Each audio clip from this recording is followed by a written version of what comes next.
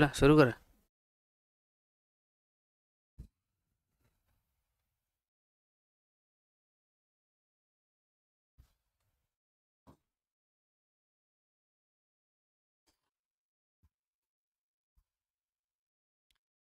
Hello दोस्तों, स्वागत है आप सभी लोगों का पेपर हैकर के यूट्यूब चैनल पर। दोस्तों मैं आज आपको जो जैसा कि कल हमने बताया था कि हम आज मध्य भारत का मैदान पढ़ेंगे। और जो पिछली वीडियो में हम पढ़ चुके हैं क्या, उत्तर भारत का पर्वतीय क्षेत्र, ठीक है। और हम पढ़ चुके हैं प्रायद्वीप भारत और तटीय मैदान और द्वीप समूह। ये जो चार टॉपिक हैं इनको हम काफ़ी डिटेल से पढ़ चुके हैं। और आज हम पढ़ेंगे मध्य भारत का मैदान, ठीक है।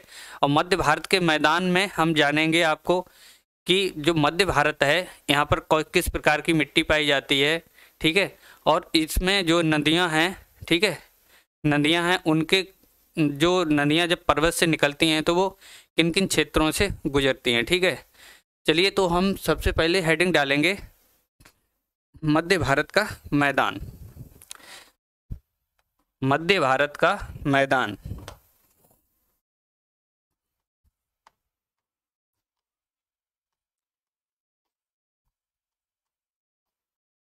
मध्य भारत का मैदान।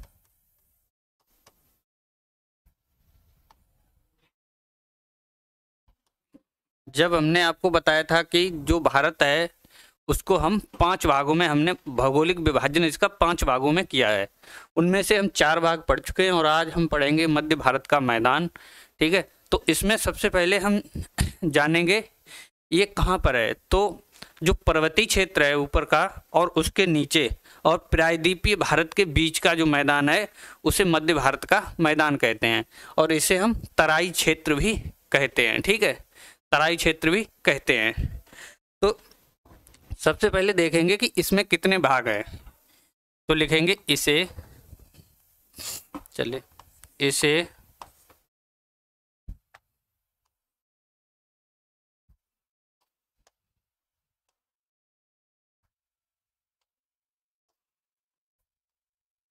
इसे 5,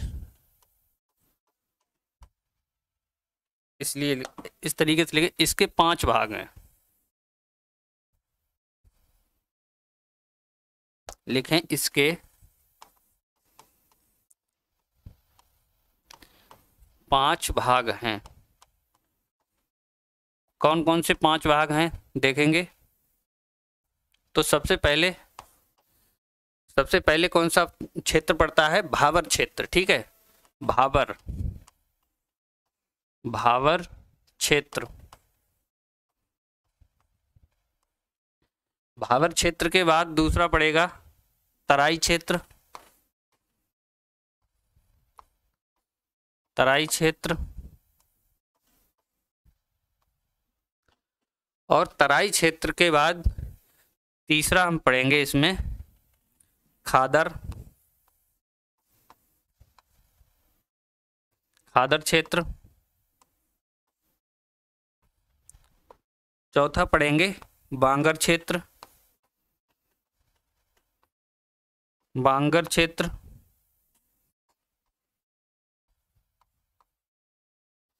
और 5वां पढ़ेंगे हम डेल्टा क्षेत्र, ठीक है, डेल्टा क्षेत्र। जब जो 5 क्षेत्र हैं, जब क्या है कि नदियाँ पर्वत से नीचे गिरती हैं, जब जमीन पर आती हैं, तो नदियों के आधार पर नदियाँ किस क्षेत्र में किस तरीके से गति करती हैं, उस तरीके से इन 5 क्षेत्रों को मध्य भारत के मैदान को बांटा है, ठीक है। जब जिस तरीके से अगले पेज पे देखेंगे कि मान लीजिए ये जो है ये क्या है, ये पर्वत है, ठीक है, क्या पर्वत, ये कौन सा क्षेत्र है, पर्वत। तो पर्वत के जो पास की भूमि होती है, देखेंगे पर्वत के जो पास की भूमि है यहाँ पर, ये वाली,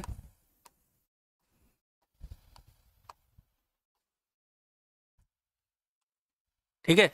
जो पर्वत है, पर्वत के जो पास की भूमि होती है ये कैसी होती है, इसमें कंकड़ पत्थर बड़े बड़े होते हैं, ठीक है, बड़े बड़े कंकड़ पत्थर होते हैं।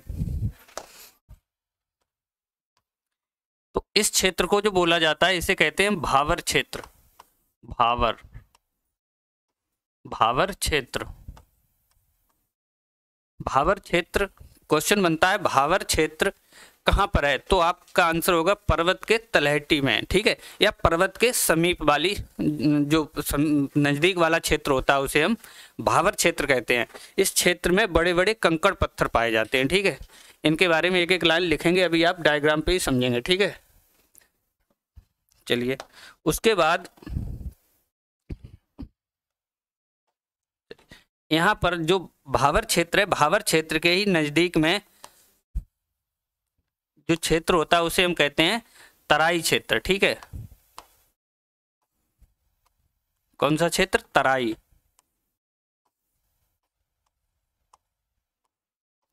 तराई क्षेत्र, तराई क्षेत्र, ठीक है। कहाँ पर होता है, तो भावर क्षेत्र के ही नजदीक में। इस तरीके से यहाँ पर क्या होता है, जो नदियां होती हैं वो जल भराव का काम करती हैं, यानी नदियां बिल्कुल जब पर्वत से ऊपर नदी गिरती है इस तरीके से नीचे के लिए, तो जो ऊपर से स्लोप होता है, ठीक है, तो जब ये नदी कहाँ आती है, इसमें भावर क्षेत्र में जब आती है तो क्या होता है, जब भावर क्षेत्र में नदी आती है तो बड़े बड़े कंकड़ पत्थर की वजह से यहाँ पर नदियाँ क्या होती हैं, गायब हो जाती हैं। आपको पता नहीं लगेगा कि आपके नीचे नदी बह रही है, क्योंकि यहाँ पर इतने बड़े बड़े कंकड़ होते हैं, इतने इतने बड़े पत्थर होते हैं कि पत्थर की जो दराजें होती हैं ना, दरार जो होती हैं, उनके बीच से पानी निकलता है और आपको ऊपर पता नहीं लगता है कि पानी बह रहा है, ठीक है। और जब ये नदी यहाँ से निकलती है तराई क्षेत्र में क्या हो जाती हैं, तराई क्षेत्र में जमीन के ऊपर आ जाती हैं, ठीक है। तो यहाँ पर क्या होता है, जल भराव का क्षेत्र है, ठीक है, ये जल भराव का क्षेत्र है। यहाँ पर नदियाँ आपको दिखाई देंगी और नदी की गति जो है कम होती है। यहाँ पर गति कैसी होती है, ज़्यादा होती है, क्योंकि यहाँ पर ढलान ज़्यादा होता है, ठीक है।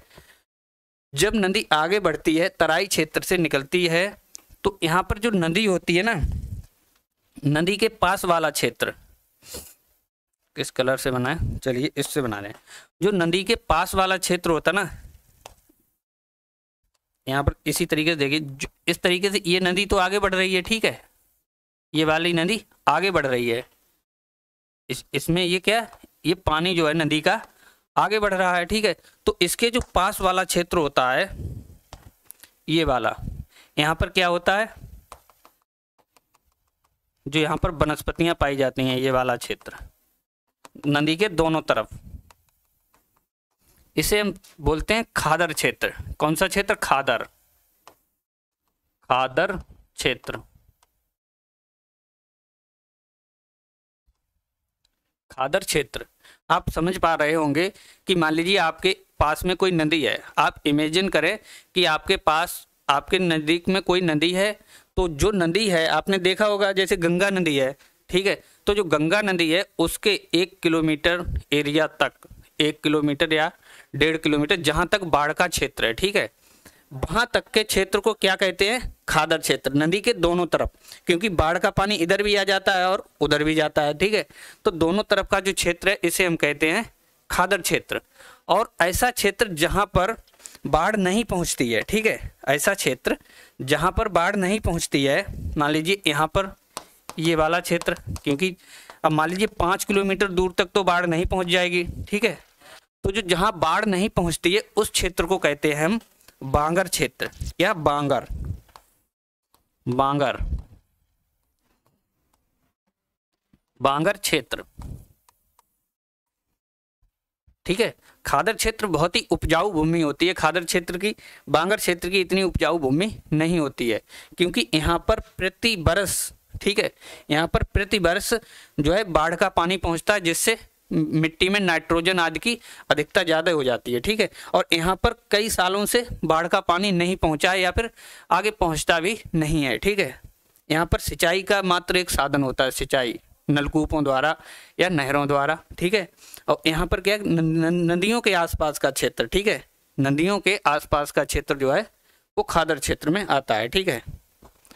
जब नदी, यहाँ से आप देखेंगे, जब नदी आगे बढ़ती है, ठीक है, जब नदी आगे बढ़ती है और इस तरीके से कहाँ जाती है, समुद्र में, ठीक है, जब नदी आगे बढ़ती है और समुद्र में जब गिरती है इस तरीके से,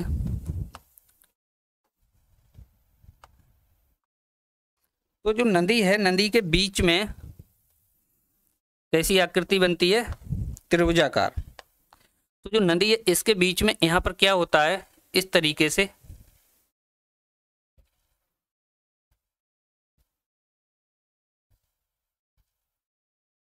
ठीक है, इस तरीके से ये जो क्षेत्र है, ये जो क्षेत्र है ये वाला, इसमें क्या होता है,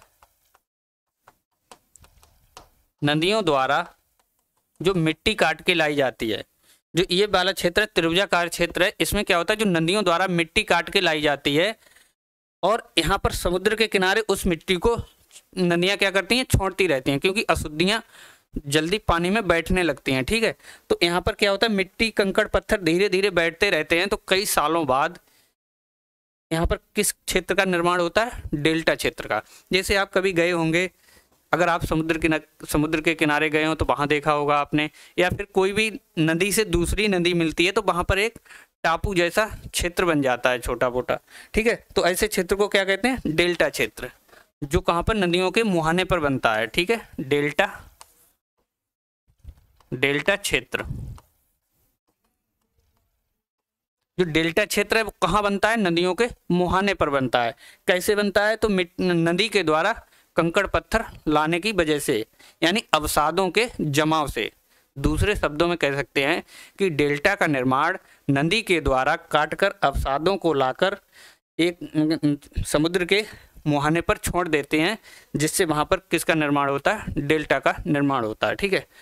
मुझे उम्मीद है आपको ये डायग्राम समझ में आया होगा, ठीक है। अब हम इनको एक एक को पढ़ेंगे कि इनमें कैसे कहाँ से क्वेश्चन बनता है, ठीक है।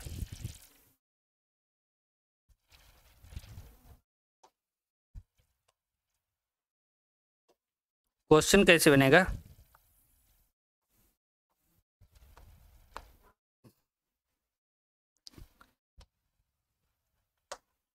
आप इसका स्क्रीनशॉट ले लीजिए या फिर एक बार हम दोबारा से रिवाइज कर दे रहे हैं, ठीक है। जब बस दिमाग से बस लिखिए मत और देख लीजिए बस, उसके बाद स्क्रीनशॉट ले लीजिए। यहाँ पर्वत से क्या गिरती है, नदी गिरती है, पर्वत से नदी गिरती है, तो यहाँ पर इसका ढलान ज़्यादा होता है और नदी के किनारे, पर्वत के किनारे, आप कभी पहाड़ी एरिया में गए होंगे तो जहाँ से पहाड़ शुरू होता है वहाँ पर आपने देखा होगा कि बहुत बहुत बड़े पत्थरों के ढेर होते हैं, ठीक है। तो ये पत्थर कहाँ होते हैं, ज़मीन में भी अंदर होते हैं, ठीक है। तो जब एक दो पत्थर, बड़े बड़े 2 4 10 पत्थर आपने कहीं रखे देखे होंगे, तो उनके बीच में क्या होते हैं, बड़े बड़े होल होते हैं, ठीक है। तो ये जो पानी है उन पत्थरों में नीचे समा जाता है और आपको ये पानी दिखाई नहीं देता, ठीक है। तो ऐसे क्षेत्र को, जो ककड़ीले पथरीले क्षेत्र होते हैं, इन क्षेत्र को क्या कहते हैं, इस क्षेत्र को भावर क्षेत्र कहते हैं। क्या नाम देते हैं इसको, भावर नाम देते हैं। बोर्ड काम नहीं कर रहा है ठीक से आज। भावर क्षेत्र, ठीक है, ऐसे क्षेत्र को हम भावर क्षेत्र कहते हैं। और जब यही नदी तराई क्षेत्र में आती है तो ये नदी इनसे ऊपर निकल आती है, क्योंकि यहाँ पर मिट्टी है, ठीक है, यहाँ पर मिट्टी है और यहाँ पर क्या है, कंकड़ पत्थर हैं बड़े बड़े।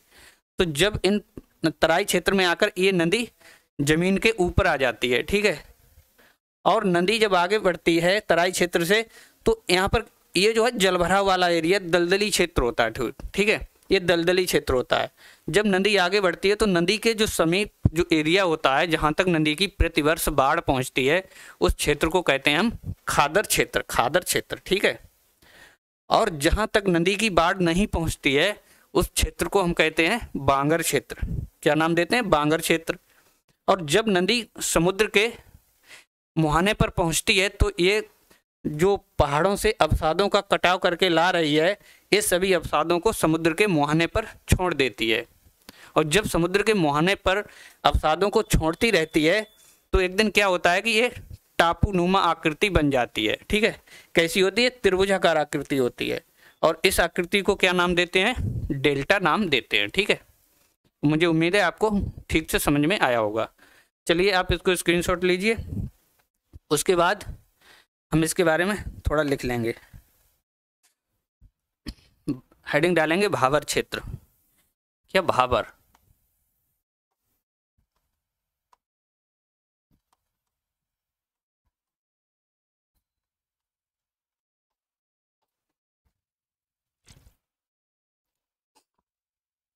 इसमें लिखेंगे यह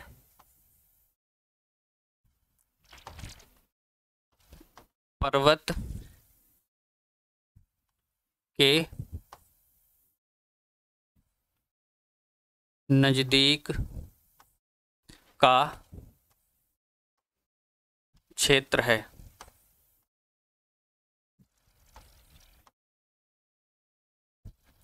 पर्वत के नजदीक का क्षेत्र है, यानी आप दूसरे शब्दों में भी कह सकते हैं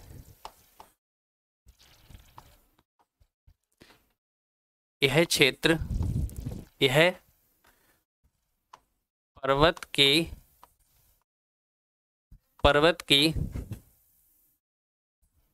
तलहटी। तलहटी का मतलब आप समझ रहे होंगे, तल। ठीक है, पर्वत का तल।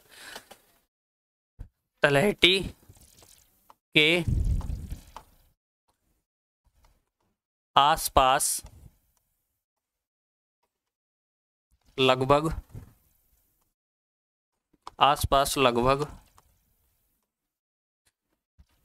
10 से 15 किलोमीटर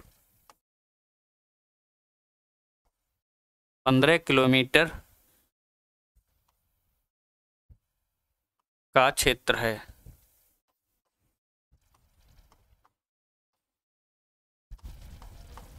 यानी पर्वत से 10 से 15 किलोमीटर तक की दूरी का जो क्षेत्र होता है उसे हम कहते हैं भाबर क्षेत्र। ठीक है, उसके बाद इसमें तीसरा पॉइंट और लिख लीजिए, यह पथरीली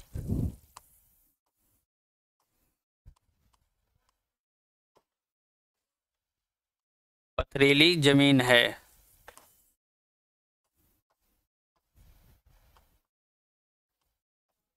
यानी कहने का मतलब है यहाँ के जो क्षेत्र है, इस क्षेत्र में पत्थर और कंकड़ पत्थर ज़्यादा पाए जाते हैं। ठीक है, पथरीली जमीन है। ठीक है, उसके बाद तीसरा पॉइंट जो अभी हमने आपको बताया था जब हम इस क्षेत्र को समझा रहे थे, इसमें लिखेंगे यहाँ पर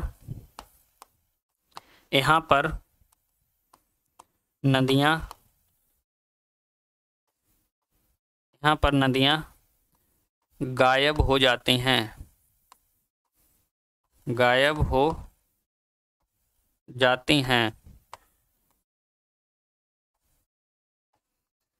कैसे हो जाती हैं? तो अभी हमने आपको बताया था कि जब जहाँ पत्थर ज़्यादा होंगे तो नदी उन पत्थरों के नीचे समा जाती है। ठीक है, चलिए अगला क्षेत्र लिखेंगे हम, स्क्रीनशॉट ले लिया करें आप। अगला क्षेत्र लिखेंगे हम, कौन सा? तराई क्षेत्र। तराई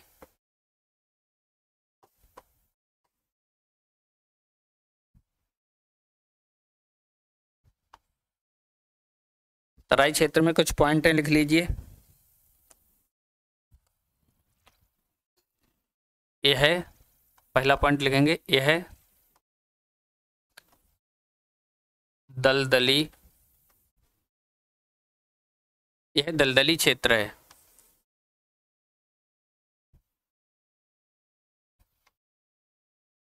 ठीक है, यह दलदली क्षेत्र है। ठीक है, दूसरा पॉइंट लिखेंगे आप, इस क्षेत्र में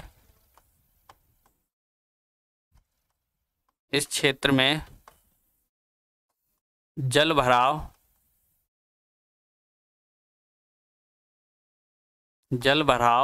या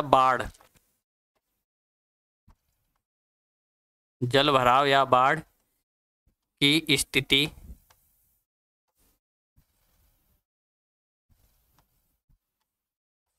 बनी रहती है। जल भराव की स्थिति क्या होती है? बनी रहती है।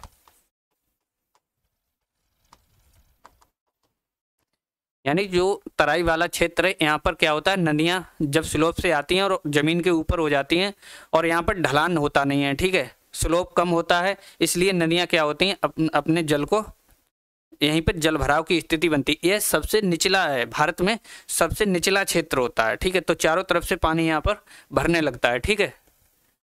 उसके बाद लिखेंगे यहाँ पर जलोढ़ मिट्टी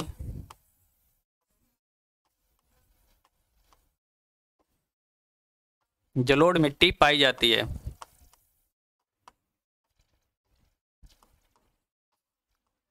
कैसी मिट्टी पाई जाती है? जलोढ़ मिट्टी पाई जाती है, ठीक है। किस क्षेत्र में? तराई वाले क्षेत्र में। उसके बाद लिखेंगे अगला पॉइंट आप, जो तराई वाला क्षेत्र होता है जल भराव की स्थिति की वजह से यहाँ पर क्या होता है, बीमारियां अधिक फैलती हैं, ठीक है। ये भी पॉइंट लिखेंगे यहाँ पर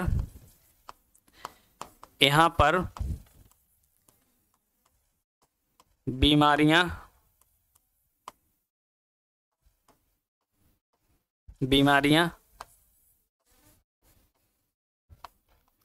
अधिक फैलती हैं।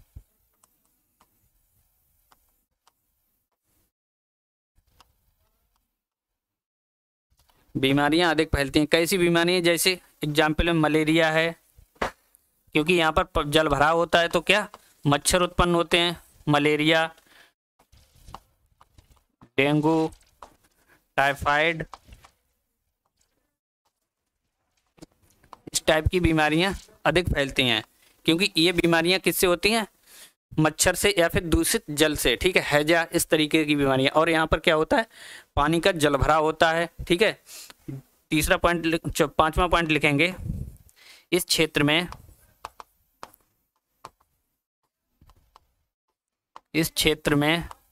जीव जंतु अधिक पाए जाते हैं।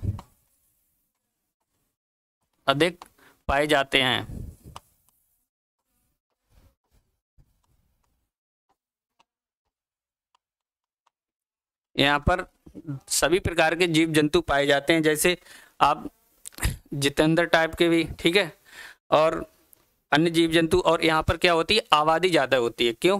क्योंकि यहाँ पर पानी ज़्यादा है, तो फिर क्या होगा, सिंचाई की सुविधा अच्छी होगी, और जब सिंचाई की सुविधा अच्छी होगी तो फसल भी अच्छी होगी, ठीक है। इन सभी बातों को लेकर यहाँ पर आबादी भी ज़्यादा पाई जाती है। या फिर आप लिख सकते हैं कि यहाँ पर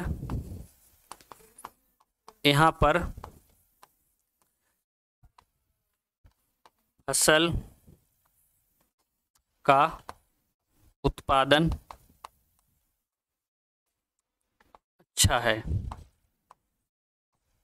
अच्छा होता है या फिर अच्छा है, ठीक है। इस तरीके से लिख लेंगे, जगह कम है तो आप इन पॉइंट को नोट कर लीजिए या फिर इसका स्क्रीनशॉट ले लीजिए, ठीक है। और ये क्षेत्र है मुख्य रूप से कहाँ पर है, तो ये भी आपको बता दे रहे हैं हम, जैसे कि उत्तराखंड, ठीक है। उत्तराखंड मतलब यूपी, बिहार और पंजाब, वेस्ट बंगाल, ठीक है।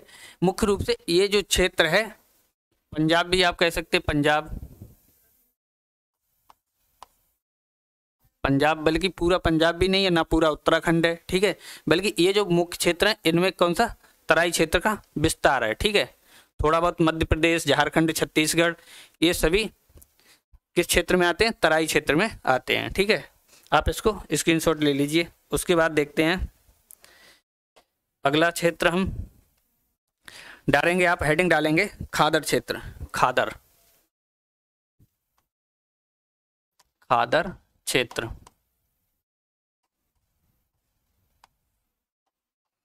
खादर क्षेत्र, इसमें लिखेंगे यह बाढ़ का क्षेत्र है। ये कैसा क्षेत्र है? बाढ़ का क्षेत्र है।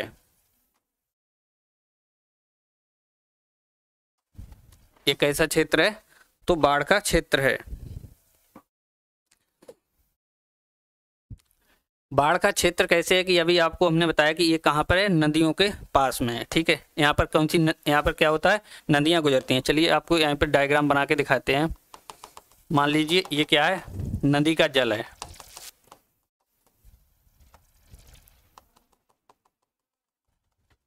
ठीक है, ये नदी बह रही है। ठीक है,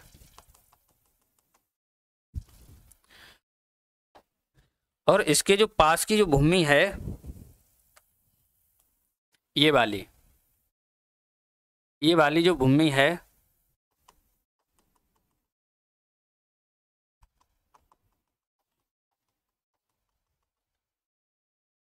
या फिर इसको इस तरीके से बनाएंगे।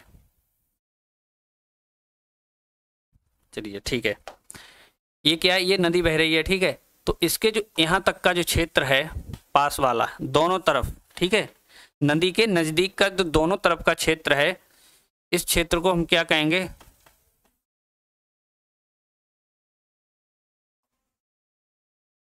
इसे हम कहेंगे खादर क्षेत्र। खादर क्षेत्र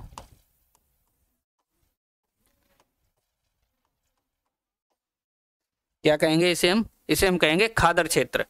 और जो खादर क्षेत्र के बगल में जो है, इसे हम क्या कहेंगे, ये वाला क्षेत्र, इसके पास वाला जो क्षेत्र है, इसे हम कहेंगे बांगर क्षेत्र। बांगर, ठीक है, बांगर क्षेत्र।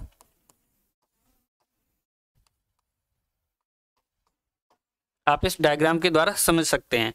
और जब आपको कुछ चीज़ों का आप सेंस भी लगा लें कि जब जहाँ सिंचाई की ज़्यादा सुविधा होगी और मिट्टी का कटान होता रहेगा, नई मिट्टी आती रहेगी, तो उस मिट्टी में क्या उपजाऊपन यानी नाइट्रोजन फास्फोरस आदि की ज़्यादा अधिकता रहेगी, तो वो मिट्टी कैसी होगी, उपजाऊ भी होगी। ठीक है, तो अगला पॉइंट लिख सकते हैं। दूसरा पॉइंट लिखेंगे, ये है उपजाऊ मिट्टी होती है, उपजाऊ मिट्टी होती है, मिट्टी होती है।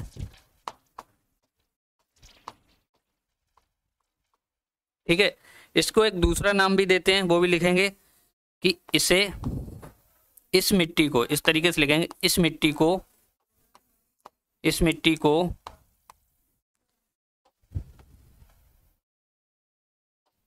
नवीन जलोढ़ मिट्टी भी कहते हैं। नवीन जलोढ़ मिट्टी भी कहते हैं। इसका दूसरा नाम क्या है, नवीन जलोढ़ मिट्टी। किस क्षेत्र की मिट्टी को, खादर क्षेत्र की मिट्टी को नवीन जलोढ़ मिट्टी भी कहते हैं। ठीक है, चलिए तो आप स्क्रीनशॉट लीजिए।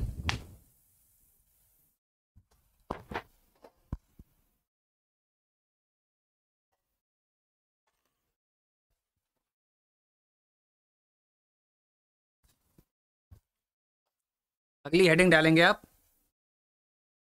बांगर क्षेत्र। ठीक है, कौन सा, बांगर।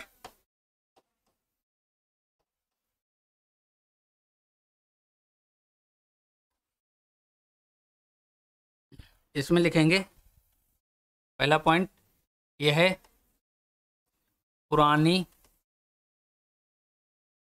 जलोढ़ मिट्टी है।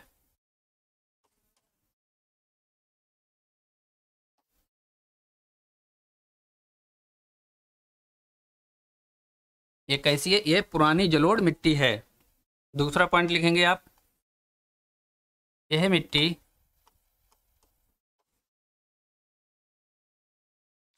खादर की अपेक्षा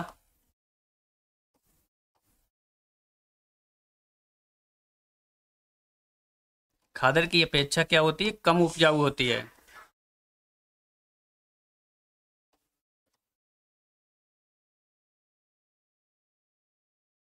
खादर की अपेक्षा कम उपजाऊ होती है। ठीक है,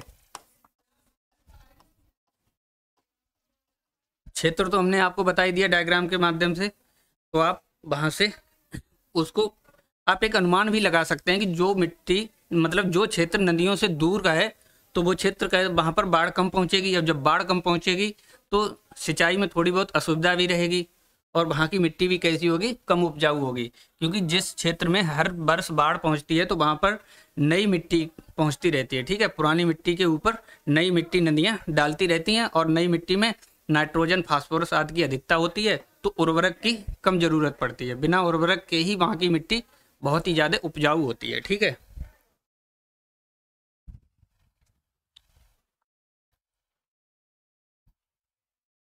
लिखेंगे तीसरा पॉइंट, यहाँ बाढ़ नहीं पहुंचती है।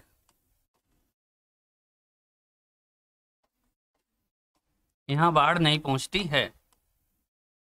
आप स्क्रीनशॉट लीजिए।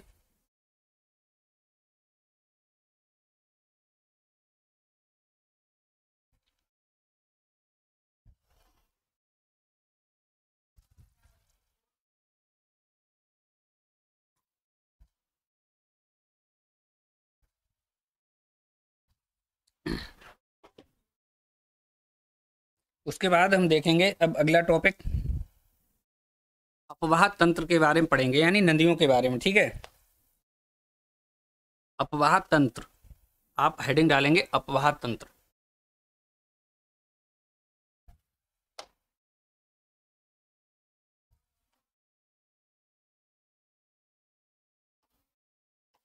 अपवाह तंत्र, अपवाह तंत्र के हिसाब से अगर बात करें तो हमारे भारत देश में हमें दो प्रकार की नदियाँ मिलती हैं। ठीक है, दो प्रकार की नदियाँ, कौन सी नदी? उत्तर भारत में दो प्रकार की नदियाँ मिलती हैं। कौन सी?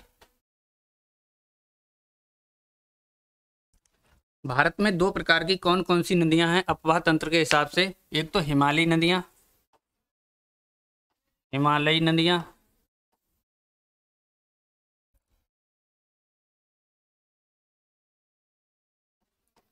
हिमालयी नदियाँ, और दूसरा क्या है? प्रायद्वीपीय नदियाँ, प्रायद्वीपीय भारत की नदियाँ,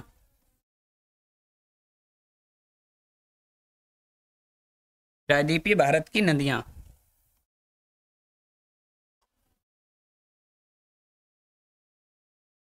ठीक है, जो हिमालयी नदियाँ हैं इसमें हम क्या पढ़ेंगे? सबसे पहले देखेंगे गंगा नदी, गंगा नदी तंत्र, दूसरा सिंधु नदी तंत्र, सिंधु नदी तंत्र,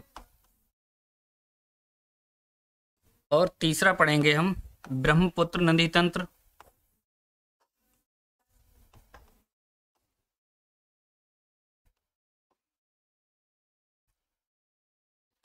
ब्रह्मपुत्र नदी तंत्र। ये तीन नदियां कहाँ से पढ़ेंगे? हिमालयी नदियों में। ठीक है, सिंधु नदी तंत्र के अंतर्गत ही एक नदी और पढ़ लेंगे हम, कौन सी? सतलज। सतलज ये भी क्या है? ये मतलब सिंधु नदी की सहायक नदी है। ठीक है, मुख्य रूप से ये तंत्र में तीन ही नदियां आएंगी, गंगा, सिंधु और ब्रह्मपुत्र। सतलज क्या है? ये सिंधु नदी की मतलब सहायक नदी है। ठीक है, और ये जो तीन नदियां हैं, ये वाली तीन नदियां हैं सिंधु, ब्रह्मपुत्र और सतलज, ये तीन देशों में बहती हैं। ठीक है, ये नदियां कहाँ से निकलती हैं? मानसरोवर, तीन देशों में बहती हैं, तीन देशों में प्रवाहित होती हैं।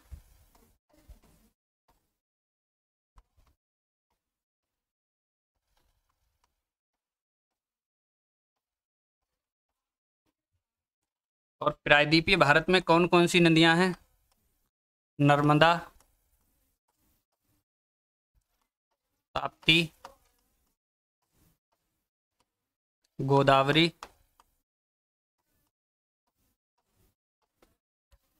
कृष्णा और कावेरी। ठीक है, ये मुख्य रूप से ये नदियां हैं। वैसे तो हम पढ़ेंगे और भी नदियां, महानदी भी देखेंगे। ठीक, ब्राह्मणी है, पेन्नार है, सारावती है, मांडवी है, बहुत सारी नदियां हैं, लेकिन आपके मुख्य रूप से यही नदियाँ इम्पोर्टेंट हैं, ठीक है। आप इसका स्क्रीनशॉट ले लीजिए।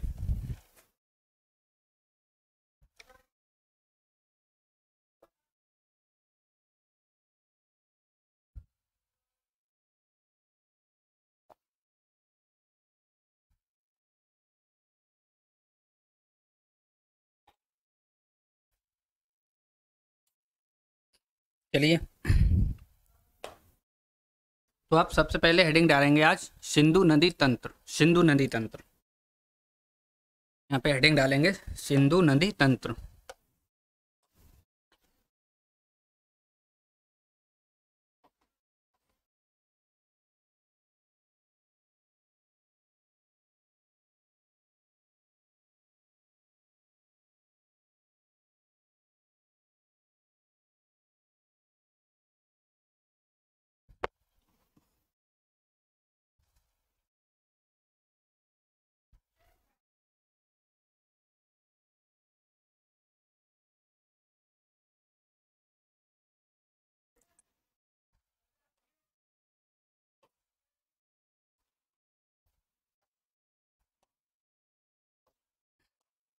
चलिए, आप सिंधु नदी तंत्र में देखेंगे, जो सिंधु नदी है ये कहाँ से निकलती है, तो यहाँ पर एक तिब्बत में एक क्षेत्र पड़ता है, कौन सा, मानसरोवर। कौन सा क्षेत्र है,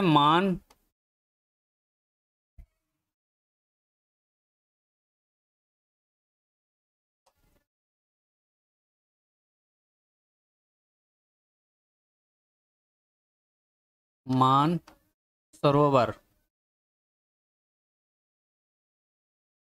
ठीक है, मानसरोवर क्षेत्र, ठीक है। ये क्या है, मानसरोवर झील है, ठीक है। ये मानसरोवर क्षेत्र भी है, कैलाश मानसरोवर आपने नाम सुना होगा, ठीक है। ये किस क्षेत्र में पड़ता है, तो चीन के तिब्बत वाले एरिया में, ठीक है। यहाँ से एक नदी निकलती है जिसे हम कहते हैं सिंधु नदी, ठीक है। तो सिंधु नदी सबसे पहले पहुँचती है भारत में। जब हम आपको हिमालय पढ़ा रहे थे, ठीक है, तो हमने आपको यहाँ पर बताया था कि यहाँ पर कुछ श्रेणियाँ पाई जाती हैं, काराकोरम, ठीक है, लद्दाख, और क्या, जास्कर, ठीक है। तो सिंधु नदी क्या करती है, जब भारत में प्रवेश करती है यहाँ से, तो इस स्थान को क्या कहते हैं, दमचौक। सिंधु नदी भारत में दमचौक नामक स्थान से क्या करती है, प्रवेश करती है, दमचौक। और जब प्रवेश करती है तो यहाँ से इस तरीके से बहती है और क्या करती है, सिंधु नदी जब यहाँ पर एक जास्कर श्रेणी, जो सॉरी लद्दाख श्रेणी है, उसको काटती है, तो लद्दाख श्रेणी को कहाँ पे काटती है, सिंधु नदी दुगंती नामक स्थान पर किस श्रेणी को काटती है, लद्दाख श्रेणी को काटती है। और एक और क्वेश्चन यहाँ से बनेगा कि जो लेह है, लेह सिंधु के किस तट पर स्थित है, यहाँ पर लेह है, तो ये आपका आंसर होगा दाएं तट पर। लेह सिंधु के दाएं तट पर स्थित है। और सिंधु नदी भारत के बाहर कहाँ से निकलती है, यहाँ पर स्थान है चेलास। कौन सा है, चेलास।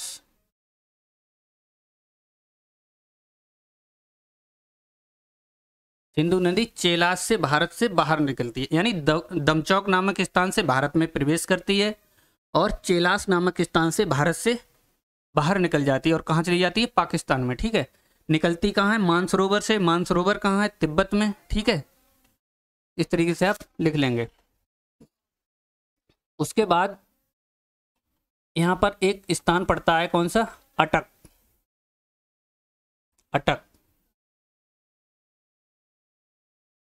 अटक स्थान, ठीक है। ये कहाँ है, ये पाकिस्तान में, ठीक है। और सिंधु नदी इस तरीके से आती है और कहाँ गिरती है, समुद्र में गिरती है। समुद्र में कहाँ पर गिरती है, कराची, ठीक है। सिंधु नदी समुद्र में कहाँ गिरती है, कराची।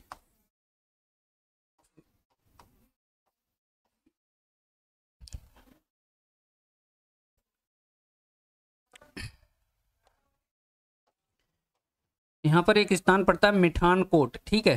कौन सा? मिठानकोट।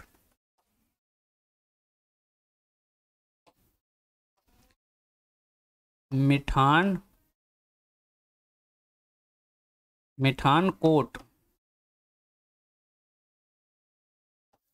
ये स्थान कौन सा है? मिठानकोट। तो यहाँ पर अब देखेंगे कि मानसरोवर से सिंधु नदी निकल करके दमचौक में भारत में प्रवेश करती है, उसके बाद चेलास में भारत से बाहर निकल जाती है और कहाँ चली जाती है? पाकिस्तान में। पाकिस्तान में अटक नामक स्थान से सिंधु नदी मैदानों में प्रवेश करती है। कहाँ से? अटक नामक स्थानों से। और आगे कहाँ बढ़ती है? मिठानकोट पहुँचती है। और मिठानकोट में क्या होता है कि इसकी सहायक नदियाँ मिठानकोट में सिंधु नदी से मिलती हैं, ठीक है। और सिंधु नदी कराची में जाकर के अरब सागर में गिरती है। इधर कौन सा सागर है? अरब सागर, अरब सागर। अब इसकी सहायक नदियां कहाँ से निकलती हैं वो भी देखेंगे। यहाँ पर स्थान है कौन सा? जम्मू कश्मीर। जम्मू कश्मीर में कौन सा स्थान?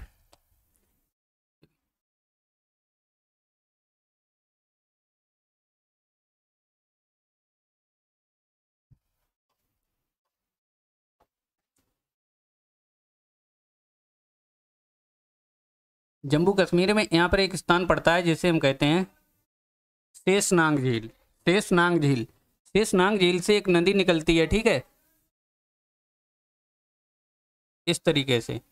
और यहाँ पर जो हिमाचल प्रदेश है, यहाँ पर एक स्थान है जिसे हमने आपको पढ़ाया था। कौन सा स्थान? बारालाचा दर्रा। जो हम दर्रे पढ़ा रहे थे वहाँ पर हमने बताया था बारालाचा दर्रा कहाँ है? हिमाचल प्रदेश में, ठीक है। ये कौन सा? हिमाचल प्रदेश है। यहाँ से एक नदी निकलती है जिसे हम कहते हैं चेनाब नदी, ठीक है, चेनाब नदी।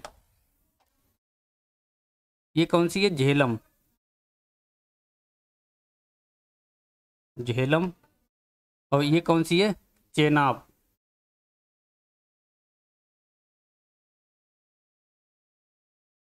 ये चेनाब नदी है, ठीक है। यहीं पर हिमाचल प्रदेश में एक दूसरा दर्रा है जो हमने बताया था आपको, कौन सा? रोहतांग दर्रा। रोहतांग दर्रा से एक नदी निकलती है। कौन सी नदी निकलती है? तो रोहतांग दर्रा से रावी और ब्यास, दो नदियां निकलती हैं। कौन सी? रावी और ब्यास नदी।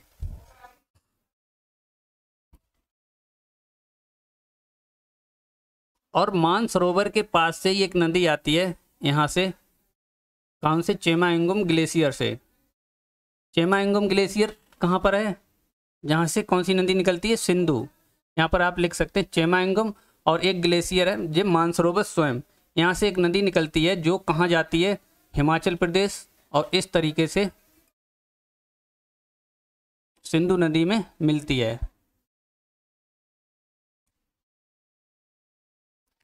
इस नदी को नाम देंगे हम सतलज नदी। क्या नाम देंगे? सतलज, सतलज।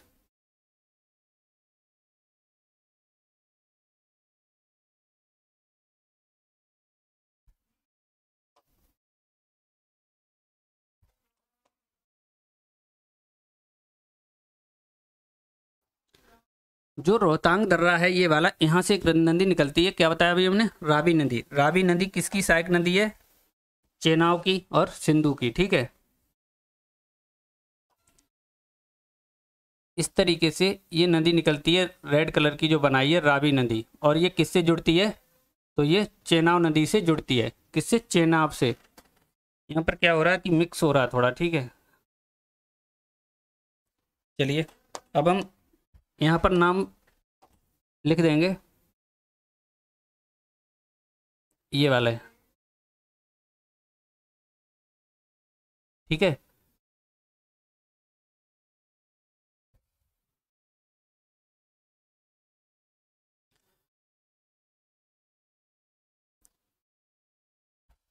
देखिए हम इनको शॉर्ट में नाम लिखेंगे और यहाँ पर उनका लिख देंगे। यहाँ पर झेलम, आपको पता है कि यहाँ पर झेलम नदी निकलती है, और झेलम के नीचे कौन सी है? चेनाब।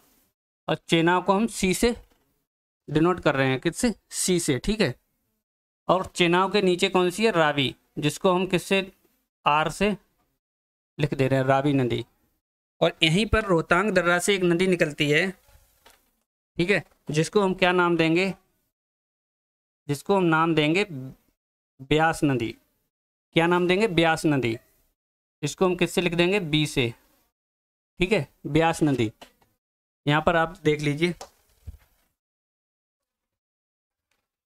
सी का मतलब क्या है? चेनाब। और आर का मतलब क्या है? रावी। और बी का मतलब क्या है? ब्यास। चेनाब कहाँ से निकलती है? बारालाचा से। बारालाचा।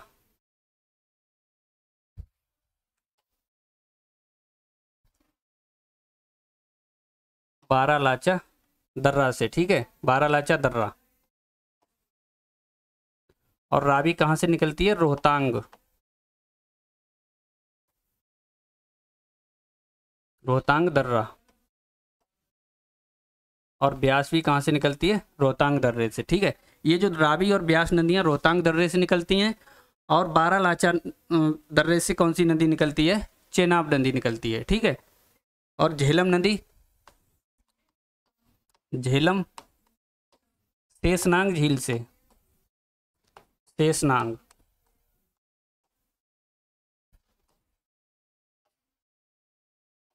ठीक है, वहां पर थोड़ी जगह कम पड़ रही है, ठीक है। तो अब हम देखेंगे कि जो ये कौन सी नदी है? चेनाब नदी। तो सबसे पहले आप कुछ पॉइंट लिख लेंगे इसके।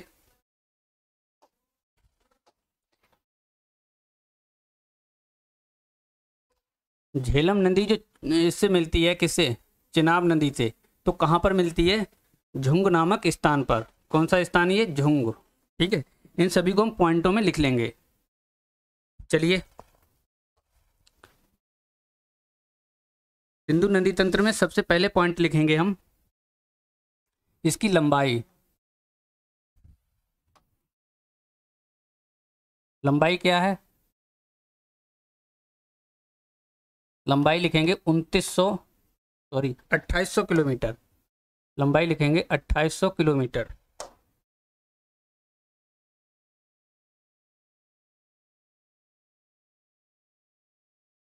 किसकी? सिंधु नदी की। सिंधु नदी की कुल लंबाई कितनी है? तो 2800 किलोमीटर, ठीक है। भारत में कितनी है? भारत में कुल लंबाई सिंधु नदी की कितनी है? 2800 किलोमीटर। और भारत में कितनी प्रवाहित होती है? तो 907 किलोमीटर।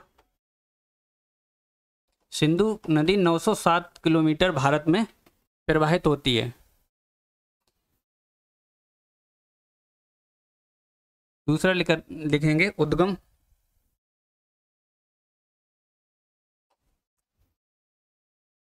उद्गम चेमा यंगम ग्लेशियर।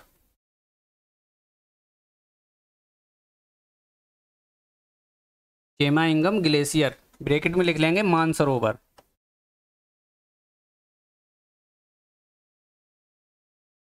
मानसरोवर कहाँ है? तिब्बत में।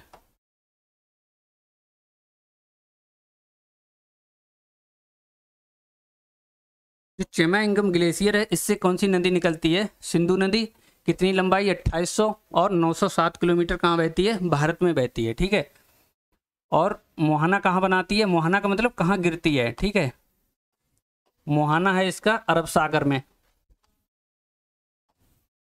अरब सागर। अरब सागर में, कराची पाकिस्तान।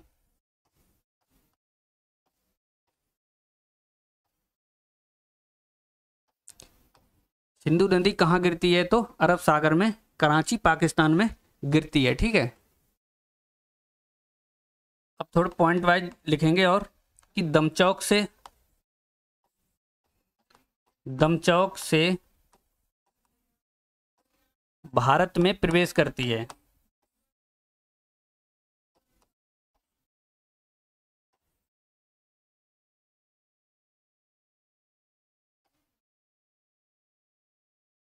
दमचौक से सिंधु नदी कहाँ प्रवेश करती है? भारत में। और दूसरा पॉइंट लिखेंगे चेलास। चेलास से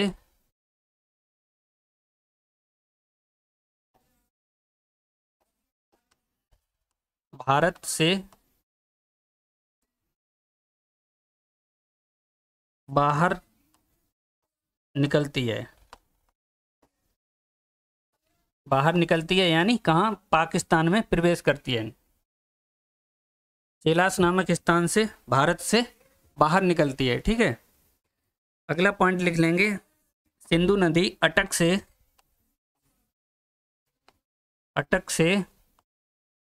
अटक कहाँ है? पाकिस्तान में। ठीक है, ब्रैकेट में लिख लेंगे पाकिस्तान। अटक पाक।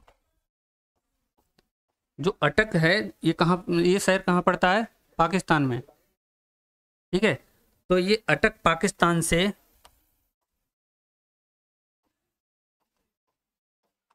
मैदानों में प्रवेश करती है।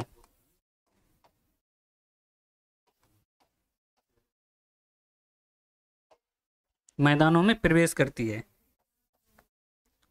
उसके बाद अगला पॉइंट लिखेंगे मिठानकोट। मिठानकोट। मिठानकोट कहाँ है? तो ये भी पाकिस्तान में है। ठीक है, मिठानकोट में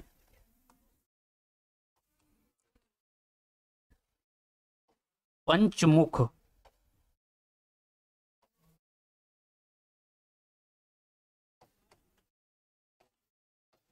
नदियों। पंचमुख नदियां कौन सी? ये 5 नदियां। कौन कौन सी 5 नदियां हैं? झेलम, चिनाब, रावी, व्यास और सतलज। इन नदियों को एक नाम दे दिया गया पंचमुख। ठीक है, पंचनदमुख कह सकते हैं। ठीक है, तो इन नदियों से कहाँ मिलती है? ये नदियां सिंधु से कहाँ मिलती हैं? तो मिठानकोट में पंचमुख नदियों से मिलती है।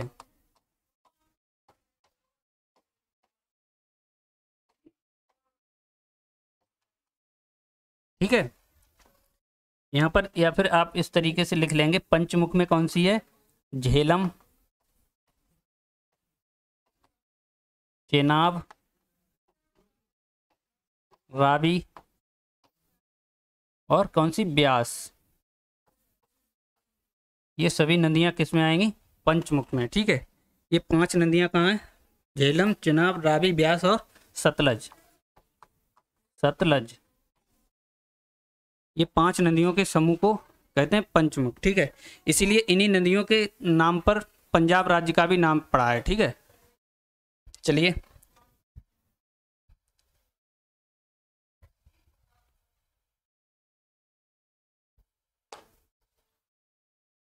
एक दो पॉइंट और लिख लेंगे हम।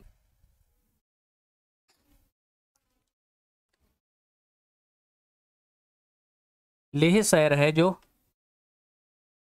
लेह शहर सिंधु के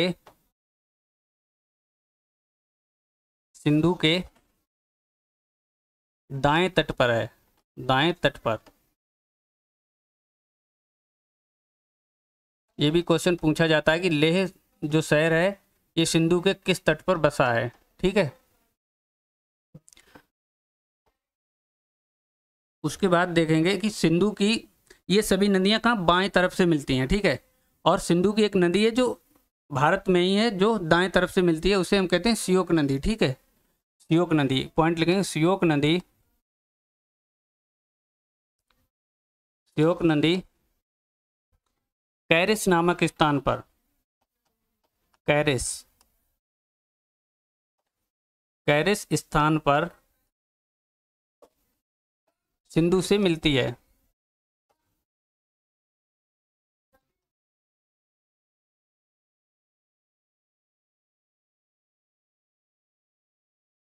ठीक है, मिलती है।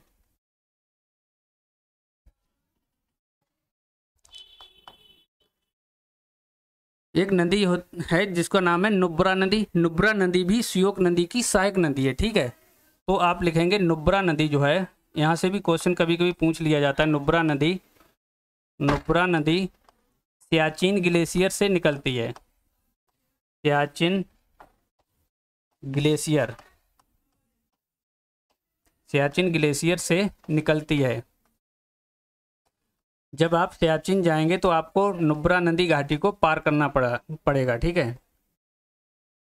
जब आप सियाचिन जाएंगे तो आपको नुब्रा नदी घाटी को पार करना पड़ेगा। तो ये हो गए सिंधु से संबंधित कुछ पॉइंट। और जहाँ पर हमने अभी आपको बताया था, यहाँ देख लीजिए, यहाँ पर जहाँ पर जो ये जो पॉइंट है, यहाँ पर क्या होता है, जहाँ पर ब्यास नदी किससे मिलती है, सतलज नदी से। जहाँ पर ब्यास नदी सतलज नदी से मिलती है तो इस स्थान को किस नाम से जानते हैं, हरिके, हरिके बैराज, ठीक है। जहाँ पर हरिके बैराज बनाया गया है, ठीक है। चलिए लिखेंगे।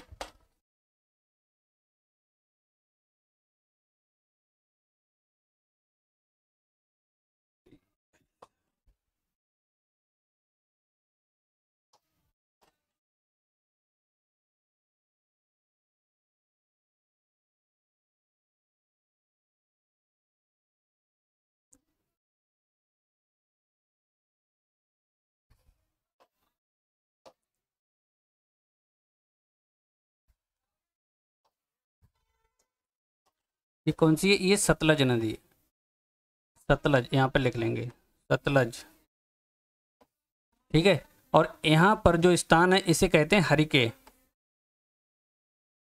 हरिके, ठीक है। ये कहाँ, पंजाब में है, ठीक है, पंजाब। हरिके बैराज बनाया गया है यहाँ पर, बैराज, हरिके बैराज कहाँ है, पंजाब में है, ठीक है। क्वेश्चन ये बनेगा कि हरिके बैराज जो है किन नदियों के संगम पर है, तो आंसर होगा सतलज और ब्यास नदी के संगम पर। कौन सा, हरिके बैराज, ठीक है। किस राज्य में है, तो पंजाब राज्य में है। चलिए यहाँ पर लिखेंगे,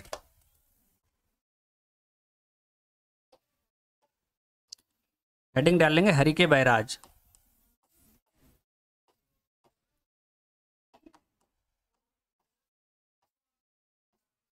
हरिके बैराज, तो आप लिखेंगे सतलज और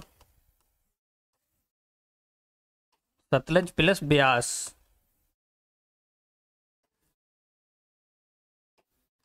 सतलज नदी और ब्यास नदी के मिलने से एक संगम बनता है। कहाँ पर, हरिके नामक स्थान पर, कहाँ, पंजाब में। वहीं पर एक बैराज बनाया गया जिसे कहते हैं हरिके बैराज, ठीक है। हरिके बैराज से एक नदी निकलती है, सॉरी नहर निकलती है। यहाँ से लिखेंगे, यहाँ से इंदिरा गांधी नहर निकलती है, इंदिरा गांधी, इंदिरा गांधी नहर निकलती है।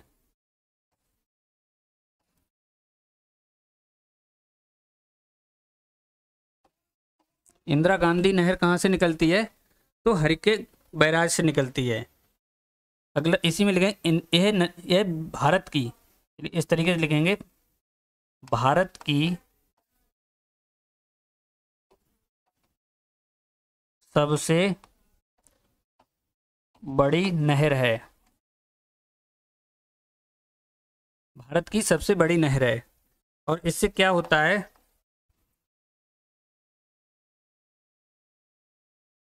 पंजाब और हरियाणा, राजस्थान, ठीक है, और फिर दिल्ली,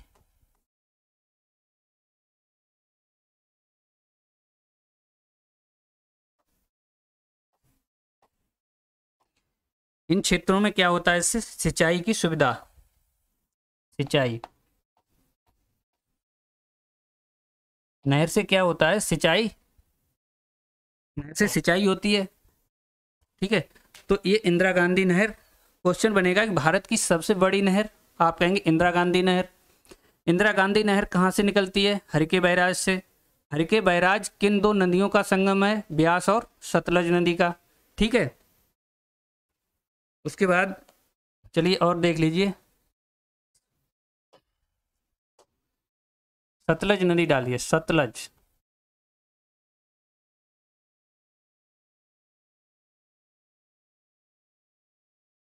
सतलज नदी लिखेंगे। उद्गम कहाँ है इसका? उद्गम है मानसरोवर।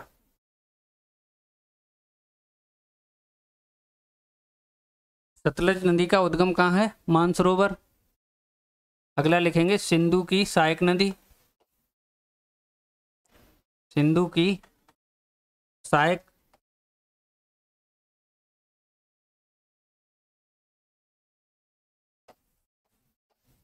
लंबाई इसकी कितनी है? तो 1500 किलोमीटर। कितने देशों में प्रवाहित होती है? पहले बता दिया आपको, 3 देशों में प्रवाहित होती है, तिब्बत, भारत और पाकिस्तान में। ठीक है, उसके बाद देख लेंगे चेनाब नदी।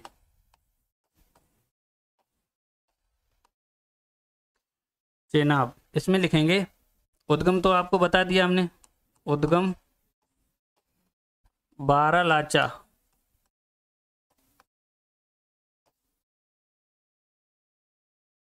उसके बाद अगला पॉइंट लिखेंगे जो सबसे महत्वपूर्ण है, यह है सिंधु की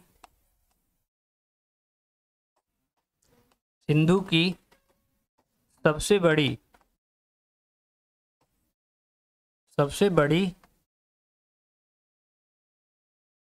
सहायक नदी है। ठीक है, यह सिंधु की सबसे बड़ी सहायक नदी है। कौन सी? चेनाब नदी। ठीक है, तो अब ये टॉपिक यहाँ पर पूरा होता है। कौन सा? सिंधु नदी तंत्र। ठीक है, अब हम कल आपको गंगा नदी तंत्र के बारे में चर्चा करेंगे। चलिए आज के लिए इतना ही, धन्यवाद। पढ़ते रहिए और स्वास्थ्य के प्रति भी सचेत रहिए, क्योंकि सर्दी ज़्यादा हो